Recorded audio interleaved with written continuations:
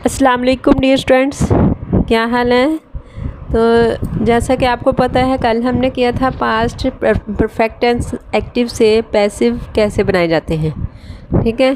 तो उसके बाद आता है पास्ट परफेक्ट कंटिन्यूस टेंस और उसके एक्टिव से पैसिव नहीं बनाए जाते, वो ग्रामर के हिसाब से फिर चेंजिंग ठीक नहीं है उसकी, लिहाजा वो नहीं बनते। इसके मैंने आज स्टार्ट किया future indefinite tense, future tense start किया है और उसका पहला जुज़ फ्यूचर इंडेफिनिट।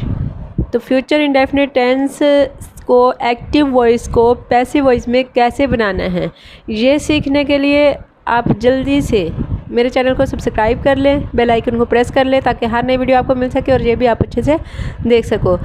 तो इसके लिए कुछ चेंजिंग होती हैं, हर एक्टिव वॉइस को पैसिव वॉइस बनाने के लिए चेंजिंग है, वो सबकी सेम होती है लेकिन टेंस के लिहाज से हेल्पिंग वर्ब जो है ना अपने टेंस का आता है। जिस टेंस के भी आप एक्टिव से पैसिव वॉइस बना रहे होंगे हेल्पिंग वर्ब उसी का ही आएगा, लेकिन बाकी जो चेंजिंग है वो सब्जेक्ट को ऑब्जेक्ट में, ऑब्जेक्ट को सब्जेक्ट में, वर्ब की थर्ड फॉर्म और बाय जो है वो ऑब्जेक्ट से कबल लगाते हैं। ये सारी चेंजिंग सेम होती है हर किसी में, लेकिन हेल्पिंग वर्ब हम अपने टेंस के मुताबिक लगाएंगे। She will cook meal. अब फ्यूचर इंडेफिनिट जो है इसमें हेल्पिंग वर्ब लगेंगे शैल बी और विल बी, ये सिंपल में लगेंगे, ठीक है। शैल बी और विल बी इसमें हेल्पिंग वर्ब यूज़ होंगे। तो आइए देखते हैं। She will cook meal, she will cook meal. अब इसमें ये देखिए हमने पढ़ा है सब्जेक्ट को ऑब्जेक्ट बना देना है और ऑब्जेक्ट को सब्जेक्ट बना देना है, ठीक है। तो सबसे पहले हम एक्टिव वॉइस का ऑब्जेक्ट लेते हैं, सब्जेक्ट के तौर पर पैसिव वॉइस में लिखते हैं। तो मील था, मील इधर आ गया।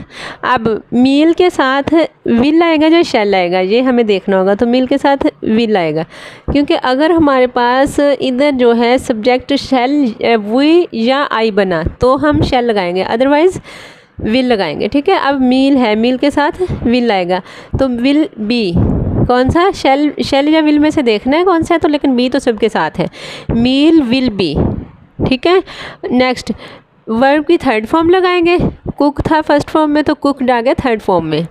उसके बाद बाय लगाएंगे और ये जो एक्टिव वॉइस का शी था सब्जेक्ट था उसको हमने पैसिव वॉइस का ऑब्जेक्ट बना दिया her. Meal will be cooked by her, ठीक है। मील विल बी ये इसका हेल्पिंग वर्ब है, will be cooked third form है। उसके बाद बाय लगाना होता है, उसके बाद ऑब्जेक्ट लगाना होता है। Next I shall clean the room. अब इसका एक्टिव वॉइस का जो ये द रूम है, द रूम ऑब्जेक्ट है तो पैसिव वॉइस का ये सब्जेक्ट बन जाएगा द रूम। अब द रूम के साथ क्या लगेगा, शैल बी या विल बी, तो विल बी लगेगा, द रूम विल बी, यहाँ तक हो गया।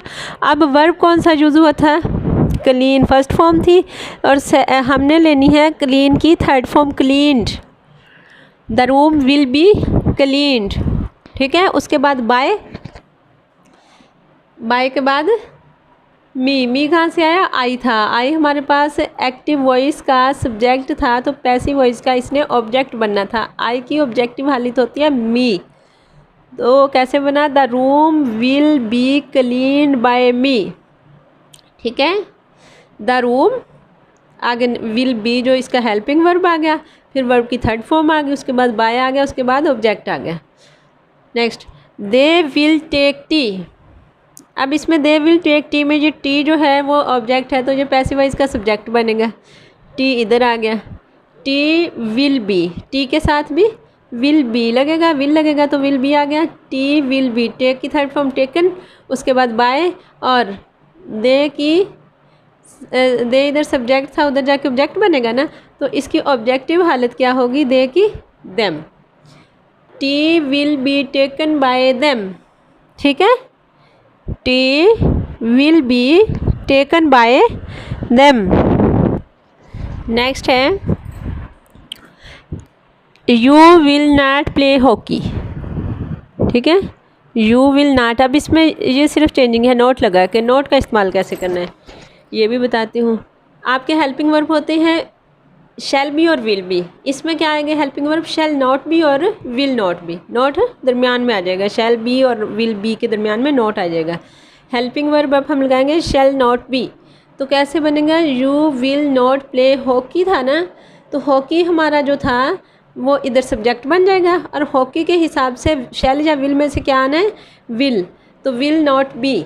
ठीक है, hockey will not B, play की थर्ड फॉर्म प्लेड, वो लगा दिया, उसके बाद बाय लगा दिया। फिर आपने क्या करना है, इधर से जो सब्जेक्ट है उसका ऑब्जेक्ट लेके आना है। सब्जेक्ट यू था तो इसकी ऑब्जेक्टिव हालत यू लगा दी, इसकी ऑब्जेक्टिव हालत तो यू होती है।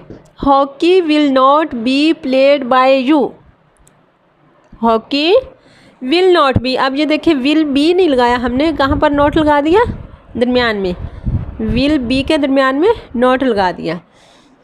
Hockey will not be played by you.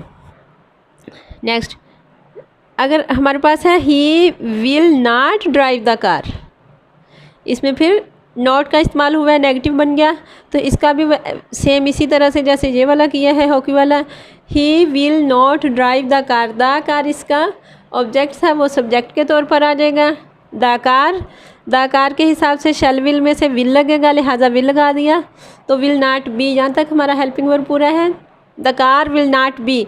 अब हमें देखना है इसमें जो वर्ब की फॉर्म यूज़ हुई है वो कौन सी है, ड्राइव है ना, तो ड्राइव की थर्ड फॉर्म लेके आनी है। ड्राइव की थर्ड फॉर्म ड्राइवन, वो लगा दिया, और उसके बाद बाय लगाते हैं, और बाय के बाद ऑब्जेक्ट लगाते हैं। ऑब्जेक्ट कौन सा लगेगा, ही का, ही इधर सब्जेक्टिव हालत में था, तो जब ऑब्जेक्टिव हालत में गया तो हिम बन गया। The car will not be driven by him, he का हिम लिख दिया ऑब्जेक्टिव हालत में। नेक्स्ट, अब ये हैं विल से शुरू हो रहे हैं, विल दे सिंग सॉन्ग्स। इस तरह के जो शैल या विल से शुरू हों उनको आपको पता है इंटेरोगेटिव कहते हैं। तो इनको कैसे करना है, ये देखें, आप सिंपल देखें, इसको रहने दें फ़िलहाल। अगर दे विल सिंग सॉन्ग्स होता, हम कहते हैं ना सॉन्ग्स विल बी, इधर विल भी लगा देते हैं ना। अब क्या है, अब हमारा विल स्टार्ट में है, विल स्टार्ट में जब इंटरोगेटिव हो तो हेल्पिंग वर्ब, जो मेन हेल्पिंग वर्ब होता है ना, वो स्टार्ट में होता है।